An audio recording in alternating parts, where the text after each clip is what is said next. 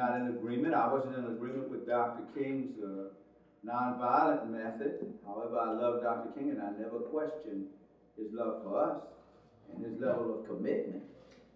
And if I had a question about his level of commitment, I didn't have any after his death. Especially how I knew he could have avoided his death had he chosen his life over his purpose. Malcolm, who I had far more in agreement with. In fact, I don't know anything I disagree with Malcolm about except his experience in Mecca, and he didn't have a chance to sort that through before they took him away from it. And I certainly, if I had any doubts about his commitment, I had none after that, because he was offered asylum in other countries. He could have gotten out of here and saved his life, but he chose to stay here and put it on the line for us. So now, whether you're confused about what Malcolm said or did or whatever, you cannot deny, and you should always uphold him before your children as a hero, because the man willfully gave up his life trying to complete or work for the liberation of his people. So I can't mention all those folks like that. So the Sister Fannie Lou Hamer, although she was beat to within an inch of her life, and went the rest of her life with pain and scars that followed her to the grave, because her commitment was to us first rather than to herself. That is something wonderful to be proud of and to praise and to celebrate.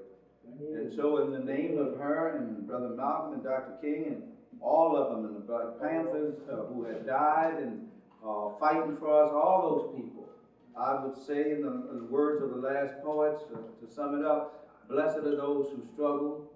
Oppression is worse than the grave. It is better to live and die for a noble cause than to live and die a slave. Let us always, and whenever I speak, it is only by their auspices that we have the power to speak.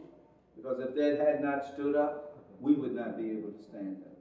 If they had not paved the way, we would not be able to stand up. I want to give thanks to Reverend Mother Felder Lot, is it? All right. Who is my mother too. That's all right. I have Jack is my brother in the spirit, and this is my mother. And I want to give thanks to her for opening the doors of the church and inviting us in and letting us come in and fellowship and worship and share with you here today. And I see the time is running out, and I see you're getting tired, so I won't leave much longer. I want to say this to you. This is my last presentation on this trip here. We've been here for 5 days. We've been making presentations, promoting the books and tapes, and I've had to mention more often than I care to mention, because I'm kind of uncomfortable at fundraising and stuff like that. It's just not me. However, it's necessary. And I know if we don't sell our books, if it was up to me, I just give them away. That's why my family don't let me handle business anymore. Because I used to give stuff away and they would end up suffering. So they just took this and don't let Daddy handle none of that.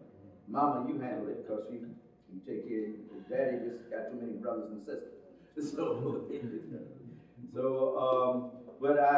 One of the things we've been trying to do, I'm trying to raise money so I can continue to finish the book I'm working on now, The Awesome Power of the African-Centered Mind, which has something in it for everybody. Black people who are really into the Bible, and I find that we really are. You're going to find a lot of scriptures in there dealing with, because a lot of folks equate being a Christian or being a follower of any particular faith with poverty, that you're serving God as long as you're in poverty. Now, the only people on earth I know who do that are our people, or oppressed people. White people don't think that way.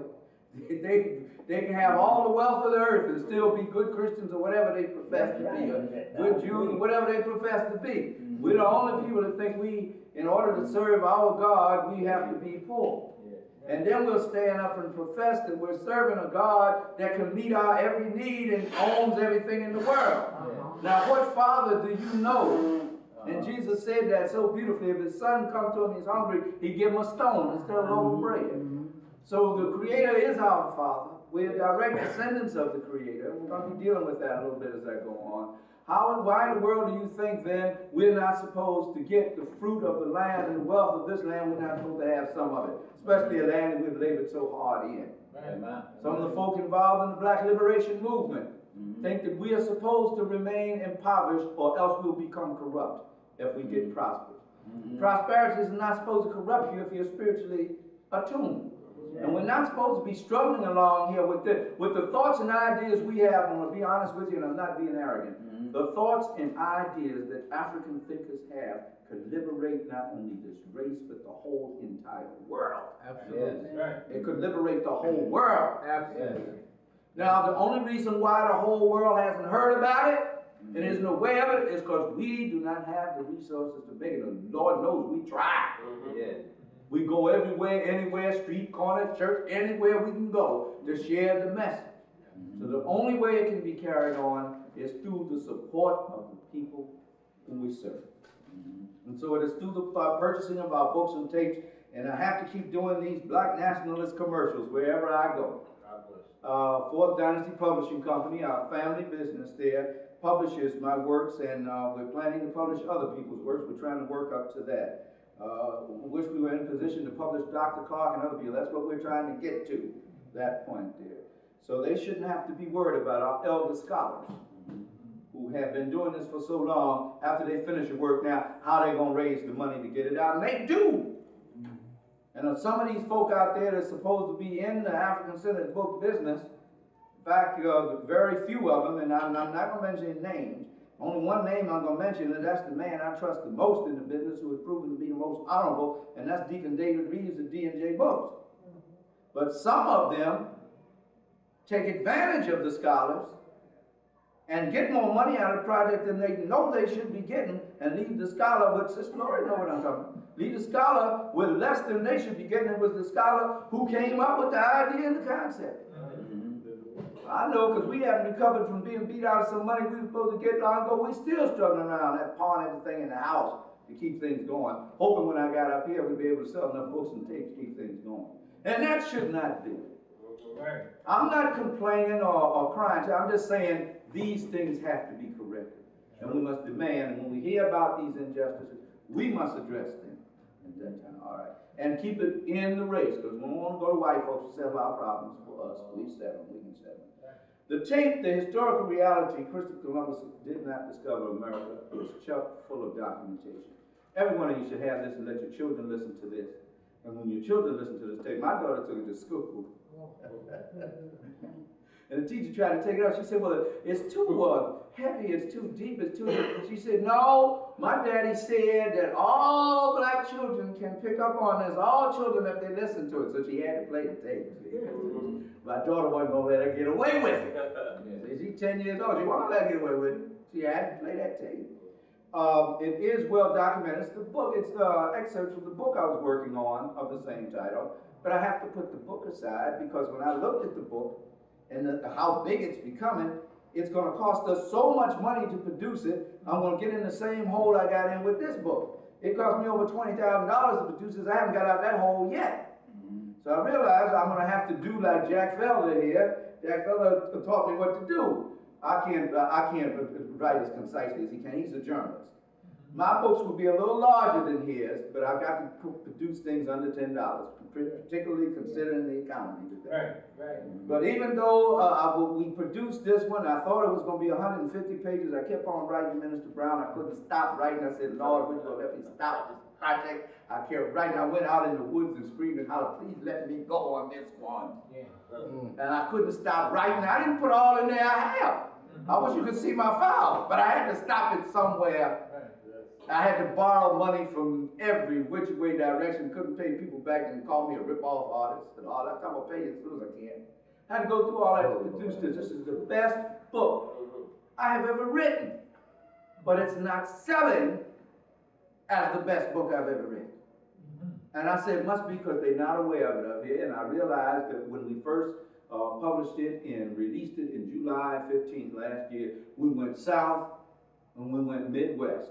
And that's where we did the promotion on it. Now, the book on the holidays, everybody know about that. Jack Felder's responsible for that.